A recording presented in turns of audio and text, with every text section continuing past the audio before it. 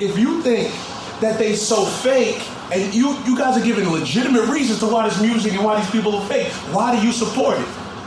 Because the music is good. Because it's good. It sounds good. Because it sounds good. We don't listen to the lyrics anymore. It's mostly, we just listen to the beat and how the beat. Now let me ask you guys something. Do you think that this music, be honest with yourself.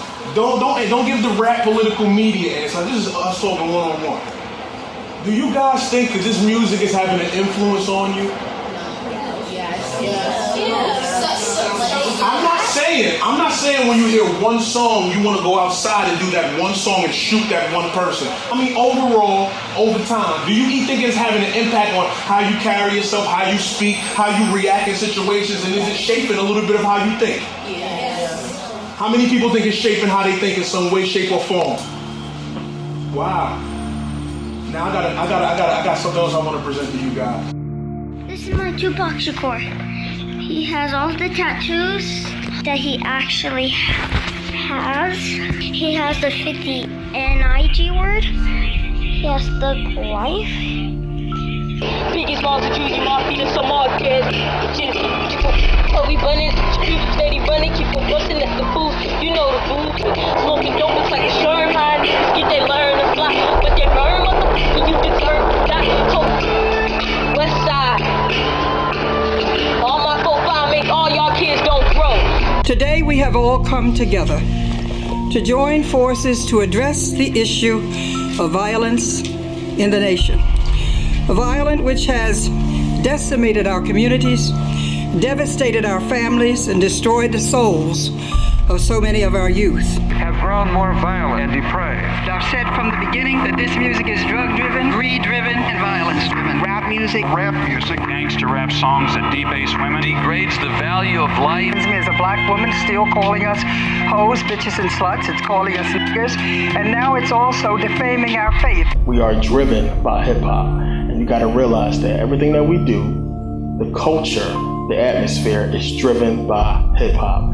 They control it.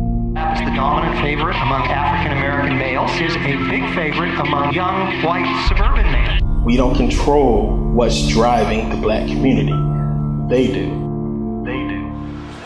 It's negative and it's not, but it's not real.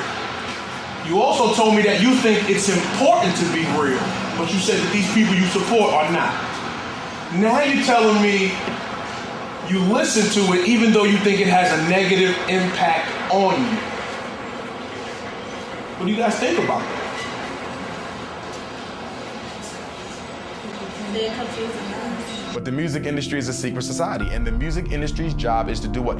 Promote and propagate the images that are most advantageous for the power structure to use in order to facilitate its agenda. If we want black men in jail and dead, we need black rappers to promote a constant message of destruction and degeneracy. Every rap video has elements in it. Killing black people, using women, smoking weed, selling dope, and worshiping materialism. Every rap video. The lyrics might be different, the beat might be different, but the 5 elements of destruction are there present in every single rap video made except for the conscience. You were hit as well in that car. Mm-hmm. You're injured. I got a bullet still in my head. The bullet's still in your head? Yes. The doctor told me that they did brain scans, all kind of stuff, and it went in and cracked my cranium, and it stayed there. They said there'd be more chances of damage to try to take it out, to sew it up. I was hit there, I was crazy, some other places. They did brain scans, all kind of stuff, and it went in. Cracked my cranium. It was crazy. Some other places. This only proves they're all working together to deceive the public. Suge Knight's character was based on fear. Fear is something we have a strange attraction to. A lot of the public feared Suge Knight, but loved hearing the stories. We connect to fictional characters because we're often given far more detailed and intimate knowledge of a character than we would ever know about someone in our real lives. And, as in life, it's our nature to fill in the blanks when we're presented with a character. We're told. On January 29, 2015, the Death Row Records founder drove his truck over two men. One, in the parking lot of a fast food restaurant on Thursday afternoon. But it never fails. Fake tears, bad acting, script readers. Suge Knight allegedly hit a guy by the name Terry Carter. Terry had a foster daughter named Jasmine Reynolds. She's almost a good actress, able to produce tears, but we can see her reading from a script and stumbling lines. That's what I remember of him, and he can't fix this, that I'm sorrowful. Before we talk about the incident, we have to put Suge Knight in it, and his name should not even be nowhere in the sentence. In comparison to Terry Carter. One must remember, everyone in the family may not know of the hoax. I believe only certain individuals are aware. It seems real to other relatives because, well, why would their loved ones lie about something so tragic? Right. Terry Carter's biological daughter, Crystal Carter, wasn't that good of an actor. Trying to show emotion, sniffing as if she's crying, but it's obvious she can't get out tears for something that isn't real. Like justice for my dad and our whole family.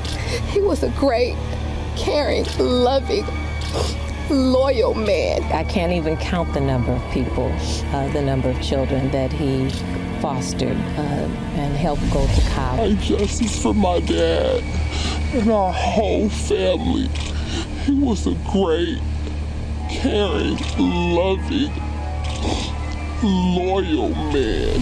It's no wonder why they choose Terry's older daughter to be the spokesperson for this fake crisis. She's the better actor. The lady on the left also appears to hold back a smile. The generation that they call the hip-hop generation, they ran a different social experiment on us. And it goes back to what I was saying earlier. Every generation is an experiment of them trying to control how we interact and what we think about ourselves. They even came out and said, I think it was the president or the CEO of Priority Records came out and said himself, the whole thing was a publicity stunt. He said it. I think in the documentary that Chris Rock narrated, he says it in there. He says there's a publicity stunt to basically bring hip hop in, and that's what it was. You wasn't going to get us to accept it, but telling us we can't have something make us want it even more, and that's what it was. That's an old trick. Tell somebody they can't have something, and then we automatically want it, and that's what happened. So you remember that, that was like 1988 when it came out. 1989, MTV finally plays NWA, and we see him in Yo MTV Raps, and they put out Express Yourself. And that's another video, another song that's deceptive, that gets you to think that, okay, well, they just expressing themselves. What's wrong with expressing yourself? First Amendment rights. Some rap artists call this an infringement on their right to free speech. Critics say the artists have a right to say whatever they want, but others also have the right not to hear it. Instead of continuously exposing our youth to negative media that distorts their images of male-female relationships, that undermines the stability of our families, communities, and nation by encouraging violence, abuse, and sexism as acceptable behaviors, and perpetuates the cycle of low self-esteem of African American youth. Thus, images that degrade our dignity and are an insult to our children, our families, and communities concern us too. And that includes all this gangster rap and misogynist lyrics. Damn, rap music, I hate that. It's just so violent. It destroys everybody. It makes kids crazy. The kids kill people. They're cop haters. They're going against society. I don't understand the music. It's too loud. It's too rowdy. It's too violent. Let's ban all rap music. Ban Tupac. Ban the Outlaw Immortals. Ban them. Ban them. Getting black people to accept this music that's destroying us, this gangster music. It's a weapon that's destroying the black community, and they was really, really brilliant at implementing their plan, and we had no clue what they was trying to do, and we just went with the flow. He's given us music not to stimulate us, but to basically dumb us down and to basically, keep our minds off of things that actually matter. Let's keep it real. Black people prior to the 70s and 60s, we didn't have no millionaires and billionaires like what we got right now. I want to teach you something. Listen up. Black people prior to the Harlem Renaissance and hip hop and all that shit, you didn't have a grip of black millionaires and billionaires in America. You just didn't. Man, you could count the amount of black millionaires and billionaires on your fingers prior to the 60s and all that. But after the 60s and 70s and all that, you had a boom of now here's something called a black millionaire. What I asked you earlier was, how did Kemetism, the glorification of Egypt, all that good stuff, how was it introduced to our people? And we agreed that it was through hip hop and through the conscious community. Now let's talk about that in relation with what everything else I just said. Why was black people given this new spiritual system of Kemetism, glorifying pharaohs and all of that? Because when you look at so-called black culture today, if you look at the rappers, the entertainers, the actors, the comedians, even the famous people on YouTube that's in the so-called conscious community, they all have a clique together. There's no distinction between you getting a record deal with some record label and becoming famous and you becoming famous in the black conscious community with a big shiny unk on, like some. See, what you don't realize is some of these teachers in the conscious community, they balling on the level of these rappers. They're the spiritual advisors for the rappers. Y'all don't hear me. Listen to me. The elite do not want a large amount of the population to share the same ideas in opposition to them.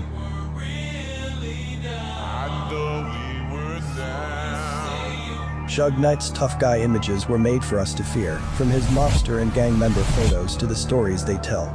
Most of what you fear has no basis in reality. But instead of taking statements from the media and others involved as truthful, let's look at the bigger picture, not just TMZ footage. In the 90s, Knight was the media hype. Celebrities and media often reported how scary he was, similar to Orlando Anderson.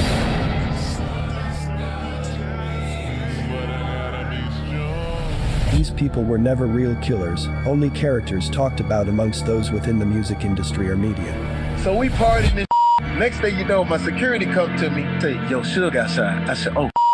He said, should I let him in? No, they can't let him in. This was the venomous and shut the party down.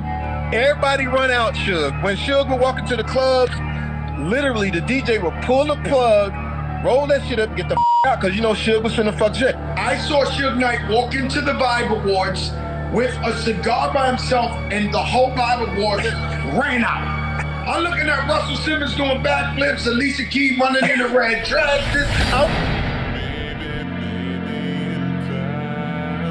Fake personas are common in hip-hop.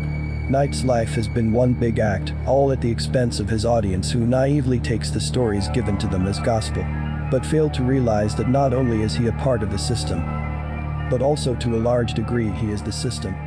Prior to the 60s and 70s, if you was a black person on TV, you was being clowned, and it was derogatory, and it was some racist shit. We the population control generation. The generation that they don't want to have big numbers because we're a transitional generation, a new world order generation. And when they're transitioning, they got to decrease the numbers on the plantation. When everybody else didn't have a TV, only Germany had TVs, they was condemning the TV, y'all. That's a fact. They was saying that the TV was some secret war weapon, that it's dangerous and it's some kind of magic and mind programming. So they was calling it out, which is the truth. I can't lie. It's true. Hitler used mind programming on Germany to make them a blockchain. They was like cyborgs. That's what the TV do.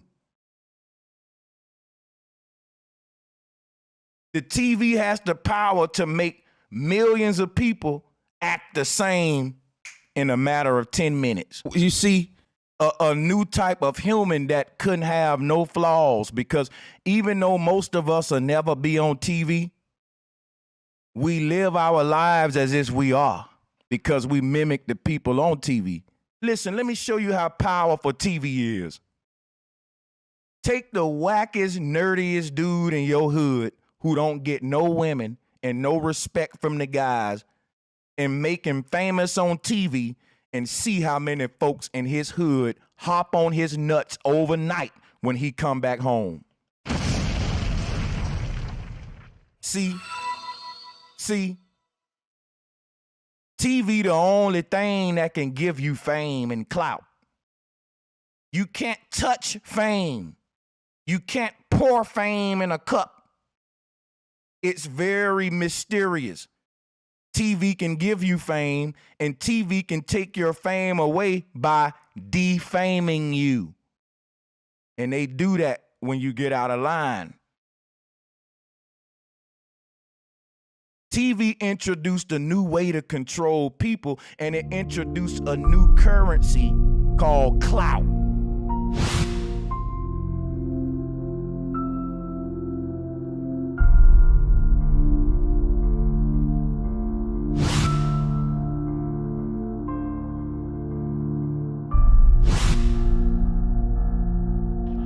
This gangster shit. Fucking thanks I get. I started this gangster shit.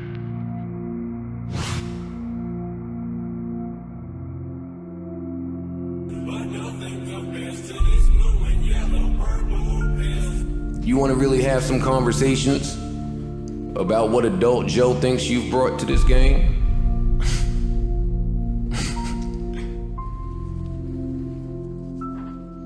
How far do we want to take these hot takes?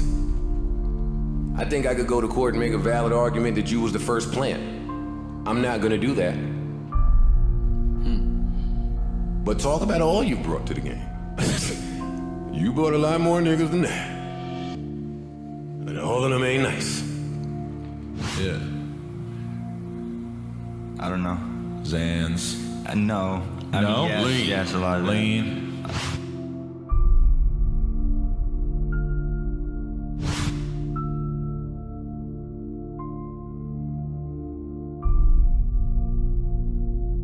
Dolores Tucker, use a motherfucker. Instead of trying to help a nigga, you destroy your brother. Worse than the others. Have you been disappointed that there have not been more members of the African American community, particularly leaders in the African American community, who've been willing to be on the front lines with you about rap music?